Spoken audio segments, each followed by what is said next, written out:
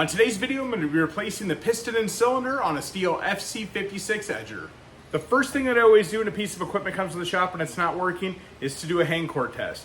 The reason I do a hang core test is I'm checking to see if there's a problem with the compression of the unit. If there is a problem with the compression of the unit, more than likely the piston has scoring, and a lot of times that's transferred onto the cylinder. So let's check it.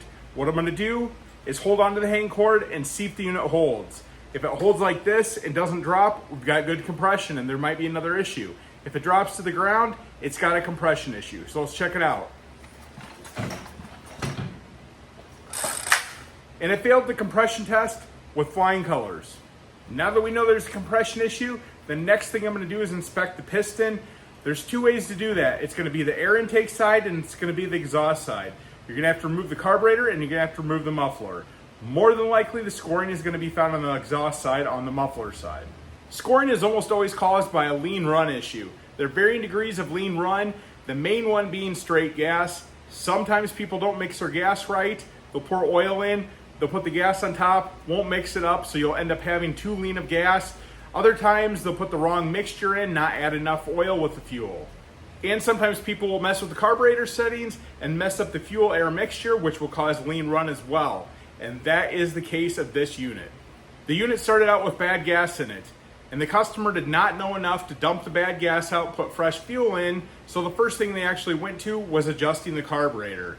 Through them not knowing how to properly adjust the carburetor, they ended up leaning out the unit once they got it started. Because after they made the adjustment, they ended up going back, dumping the fuel out, putting new fuel in. The unit was able to start, but as soon as they started it, it ran hot without any oil in there, and it ended up burning through the piston, and now it scored the cylinder wall too. So if you do not know how to adjust the carburetor, leave it alone. Worst case scenario, if you're doing this yourself, just replace the carburetor. A lot of times on these units, the carburetor is going to be 30 some bucks. It's a lot cheaper than replacing the top end because you messed something up. So with that, let's jump right into the video and I'll show you guys how to replace the top end on an FC 56 edger. I already tore this unit down to the engine so that way I can speed the video along, but I will show you how everything goes back together once I get this swapped out. Start by removing the 4 bolts on the bottom of the unit so that way you can take the top end off. Now go ahead and remove the ignition coil.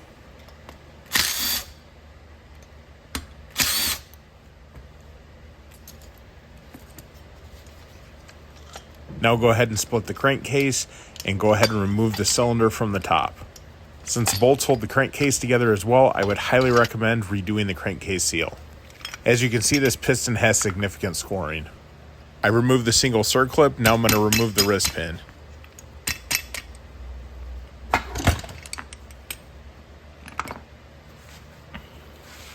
This is the exhaust side of the piston. You can see it scored really bad. Here's a side-by-side comparison of the old and new piston, night and day difference. New cylinder bolts. I use press fluid to lubricate the wrist pin so it slides in easier. You can pretty much use any thin weight oil lubricant. I align the rod and then slide the wrist pin into place.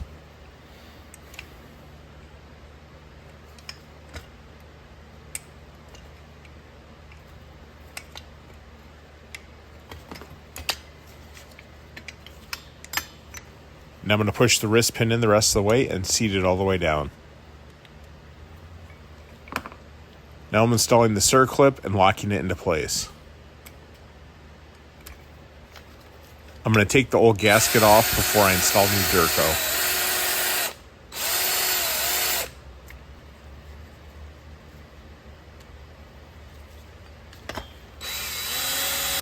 Use Durco gasket maker to install a bead all the way around the top of the crank seal.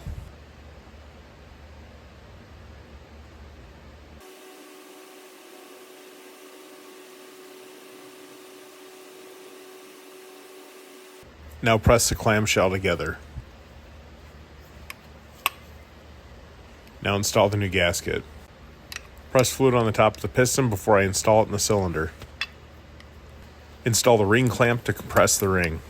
You're going to pinch the wings on the clamp while you're putting the cylinder over top, and you're slowly going to release the wings while you're giving pressure on the cylinder. If you do this correctly, the cylinder will slide right over the ring. Once it's cleared the ring, remove the ring clamp.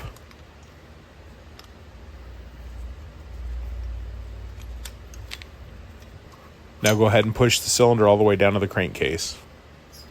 Reinstall the cylinder bolts.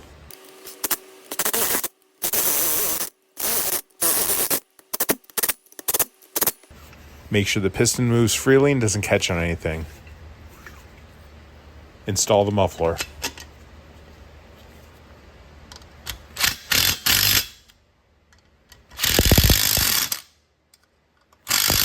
Install the housing on the cylinder. Make sure to reattach the wire on the bottom left screw. Install the ignition coil and make sure it's gapped correctly. There is a plastic spacer that goes underneath the ignition coil.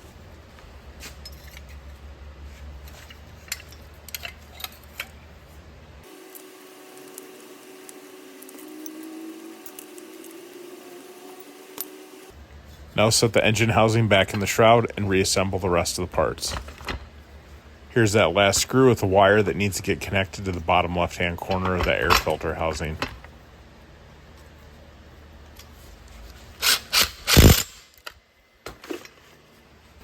Reconnect the black wire onto the ignition coil.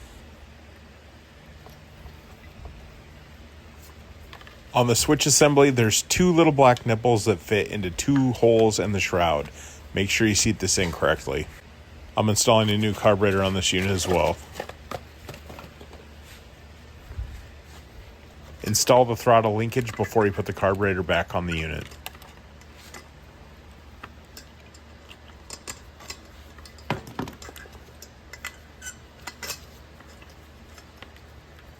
Now connect 2 fuel lines and 1 tank vent line.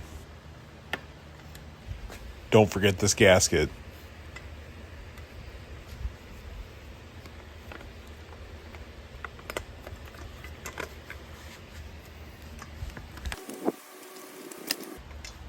Install new spark plug.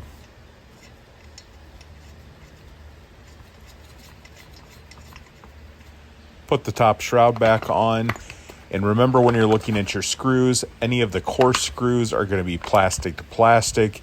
Any of the thin, fine screws are going to be plastic to metal. Don't tighten these down until you get the shaft in place.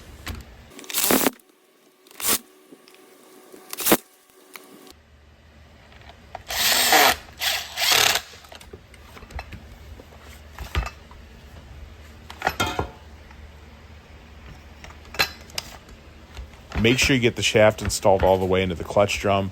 If it's not seated correctly, it will not work once you get it installed. Now install the air filter and the air filter cover.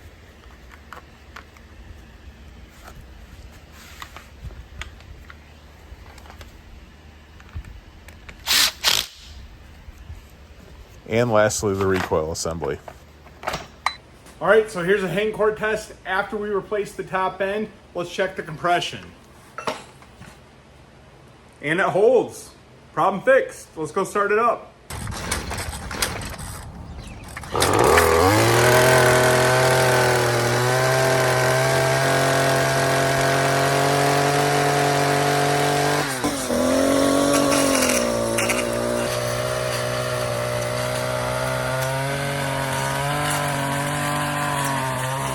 If you found this video helpful, make sure you guys like it down below and subscribe to my channel.